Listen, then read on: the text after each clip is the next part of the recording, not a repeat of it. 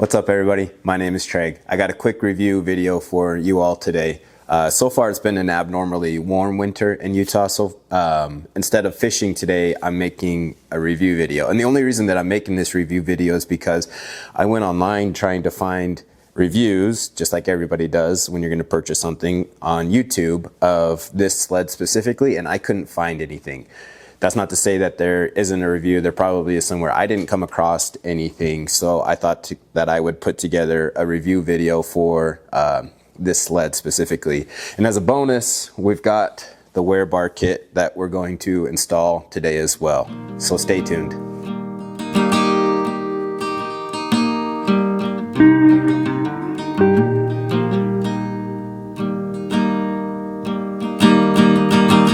So this sled is the Shappell Jet Sled HD made by Eagle Claw, also known as the Kodiak, and that was kind of confusing to me. When I ordered this, the sticker on the side on the picture said Kodiak, in the description it said Kodiak, and then when it arrived, the sticker on the sled said Shappell Jet Sled HD. But the model number is KD1, the SKU is the same.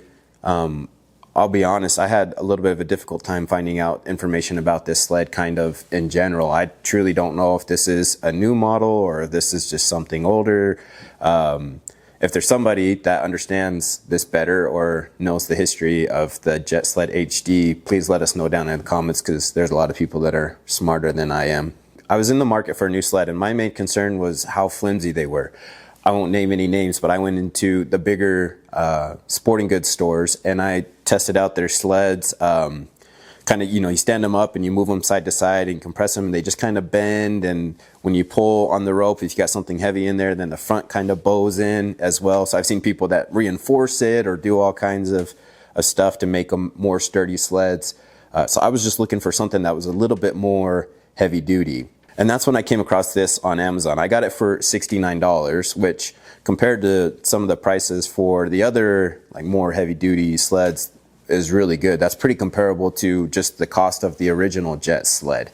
And this sled is basically the same as the original Jet Sled. The dimensions are basically the same. It's 1 inch taller than the original Jet Sled. And they advertise this as being 25% stronger than the original Jet Sled. For example, the original Jet Sled in this size weighs 11.5 pounds. This one weighs 15 pounds. So it definitely has more material to it, a little bit more weight. But this thing is so much more sturdy. When I set it on the ground and I try to move it side to side or bend it or move it at all, it's solid. There's no reinforcement that you would need to do with a sled like this. Just like the original Jet Sled, it does come in 3 different sizes. There's the Kodiak Junior, the Kodiak 1, which is what this model is, and then the Kodiak XL. The dimensions on it, like I said, is basically the same as the original Jet Sled. They're all just 1 inch taller. So the Junior, the dimensions are 43 by 21 by 9 inches, and that one weighs 8 pounds. This one, the Kodiak 1, is 54 by 25 by 11 inches, it weighs 15 pounds.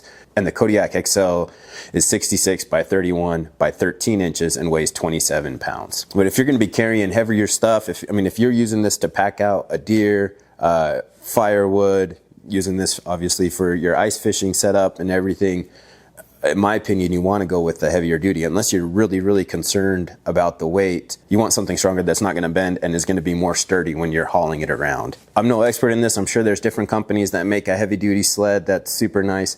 I think the Jet Sled is pretty popular, and so that's mainly what I'm comparing this to. And for the price point, and for kind of sticking with the popularity of the Jet Sled, I think this is a great sled.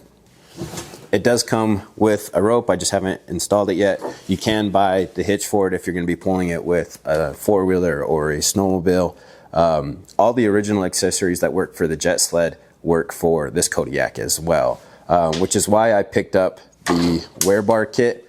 This one is the SWB3, which fits this one specifically, the Kodiak 1. I'll put in the video right here the other wear bar kits if you got the Junior or the XL, so that you can see what model number you're looking for. Obviously, you've seen other installation videos with these. Pretty popular when you're putting these on a sled. In case you're running this over gravel or rocks or pulling this behind a snowmobile or something, this is a good idea to just extend the life of your sled anyways. So I'm gonna go ahead and get these installed now.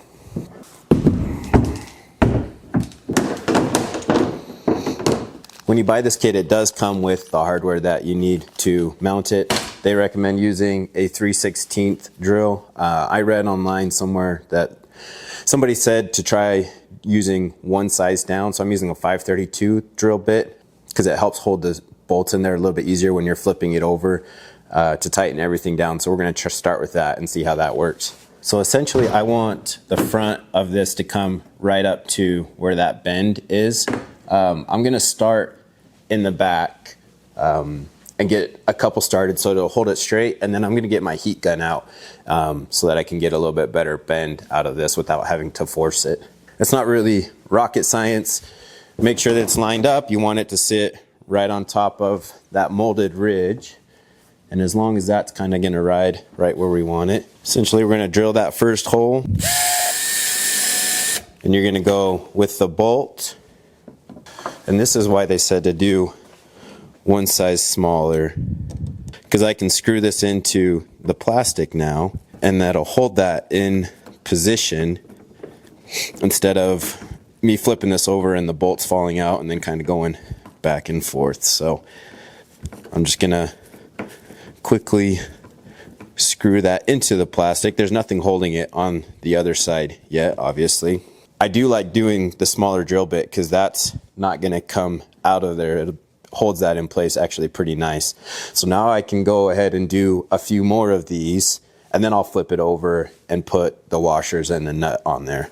So again, just kind of center it. And I'm going to go ahead and drill a few of these.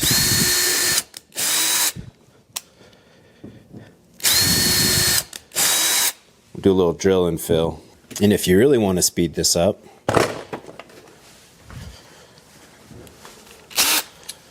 we can get our driver and just put those in there real quick.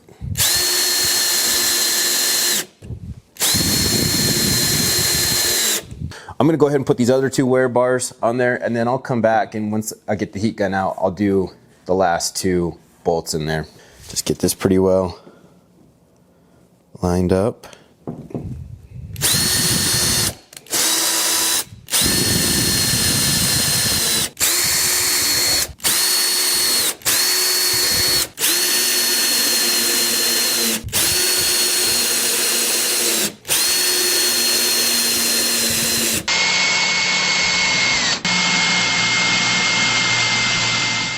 This hard plastic is a little bit tough and hard to bend, so I'm gonna get the heat gun out now for these last two bolts to make this easier.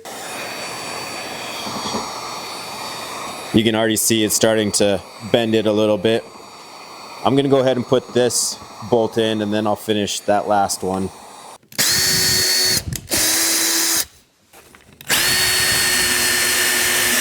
Get our heat gun back out.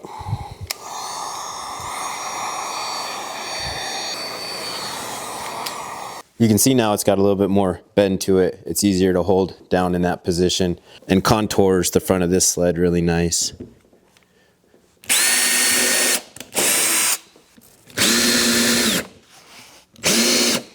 Now we're just going to repeat the process for these two.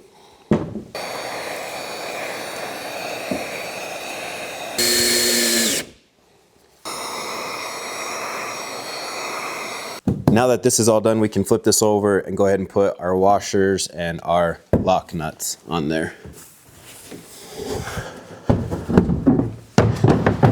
I thought it was two washers, but it's actually just a waterproof seal on the washer. So this side's gonna go towards the plastic, and then we just have a lock nut that goes over the top.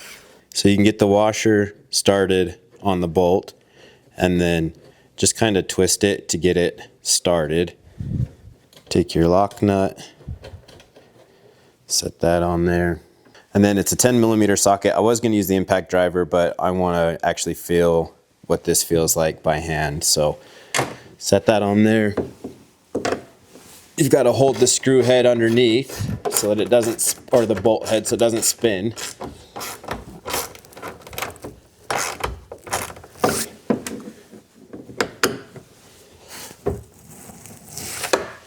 Fairly tight so that that locking bolt sits down all the way there.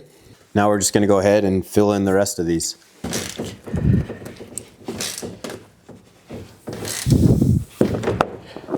Okay, we're all done. Don't be surprised when you have some extra leftover bolts, washers, nuts. Apparently they give you some extras, so we'll put these back in the bag and hang on to them in case we need to replace anything. Those sit down nice and flush in those grooves. They got that nice waterproof seal on there, so that should be okay as far as putting your stuff in there, running around on water or ice or any of that. Yeah, looks pretty good. There's our finished product on this side. And they say that you can flip these over if you want to extend the life of these wear bars. Awesome. Well, there you go, guys. Just wanted to give my 2 cents on this sled and get the wear bars installed. So overall, pretty straightforward and simple. Not a hard installation to do, and definitely recommend it, like I said, to extend the life of your sled. This video is not sponsored by Eagle Claw, but I will have some affiliate links down in the video description as well as pinned in the comments. If you purchase anything through those links, it doesn't cost you any extra money, but it does help support the channel. So I truly appreciate everybody's support on these videos. I have a lot of fun making them, so we're gonna keep doing them. I can move this out of the way for a second. This is also a little sneak peek into my garage that I've been working on this entire year. We did some corrugated steel paneling, wood trim. I love my workspace out here. We did some fun little design things, got a TV hung up. So that video is coming next. So if you want to see that video, make sure that you subscribe because I've got a full garage build and organization video coming out hopefully soon. There's no promise of a timeline anymore. Life is pretty crazy, chaotic, and busy right now. So I do what I can when I can. I know everybody always says it, but your interaction with these videos is truly the best way to help support the channel. So if you enjoyed this video, please don't forget to like and subscribe. If you like review videos, fishing, camping, hiking, truck camping, that's mainly what we do here on this channel. I'm so grateful that you guys have given me this little platform, and your support on this channel truly means the world to me. So thank you all so much from the bottom of my heart. We'll see y'all next time. Getting lost on some old back road, find a shade tree and a honey hole, and talk to my grandpa again.